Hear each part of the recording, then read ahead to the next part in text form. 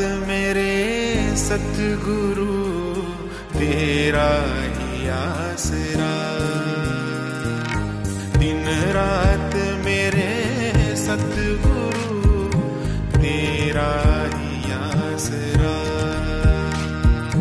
कोई नहीं कोई मेरा, कोई नहीं कोई मेरा, दाता तेरे सिवा। दिन रात मेरे सतगुरु तेरा ही आसरा, दिन रात मेरे सतगुरु तेरा ही आसरा।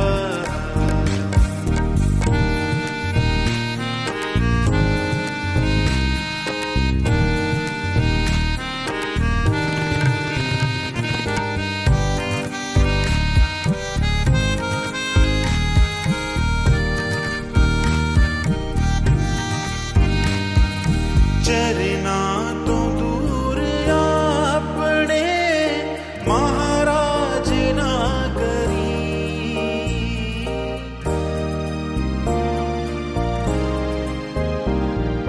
चरना तो दूर अपने महाराज ना करी,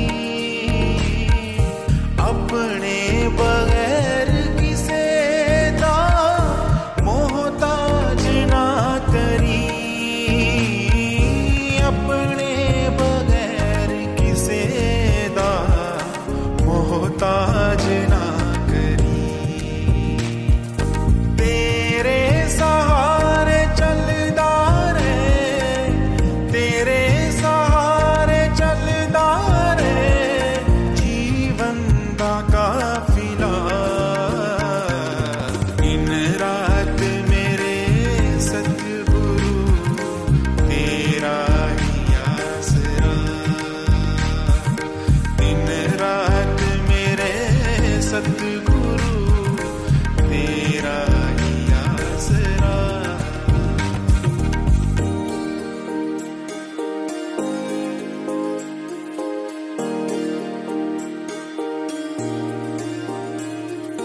तेरे ही गीत गाਉਂਦਿਆਂ गुजरे मेरी उम्र,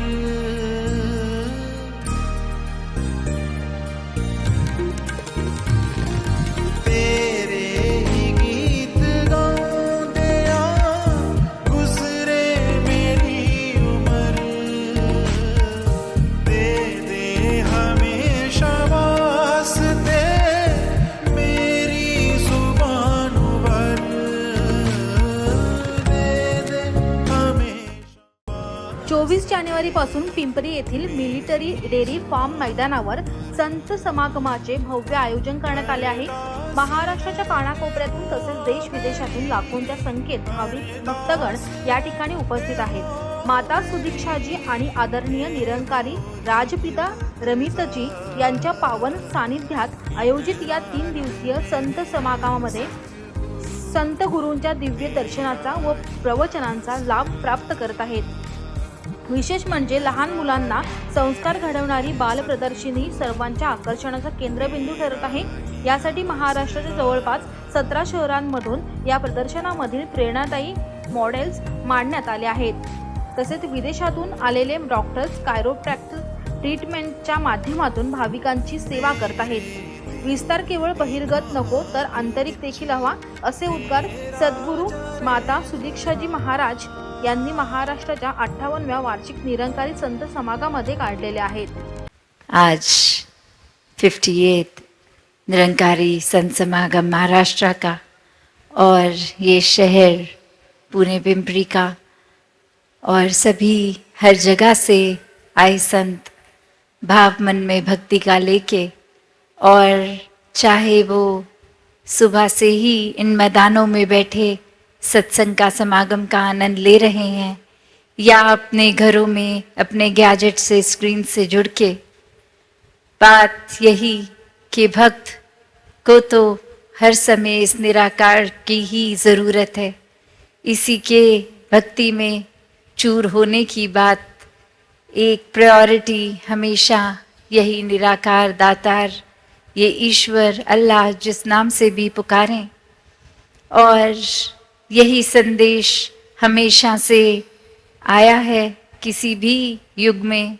आज भी यही सबसे कीमती संदेश है कि इंसान जीते जी अपने जीवन को संवार ले, इस रोशनी, इस सच्चाई से जुड़ जाए।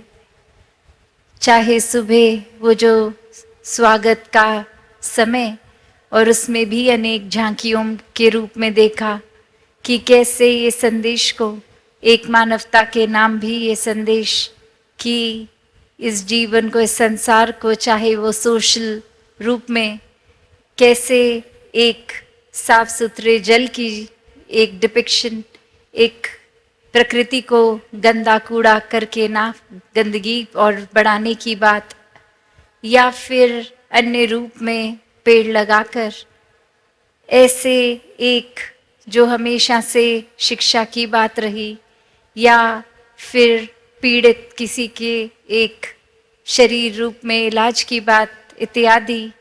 संतों ने तो हमेशा ऐसा ही चाहा कि ये एक सोशल लेवल पे भी और स्पिरिचुअल लेवल पे भी इंसान का जन्म हुआ है, तो फिर बस ये ग्रोथ हो, ये विस्तार हो।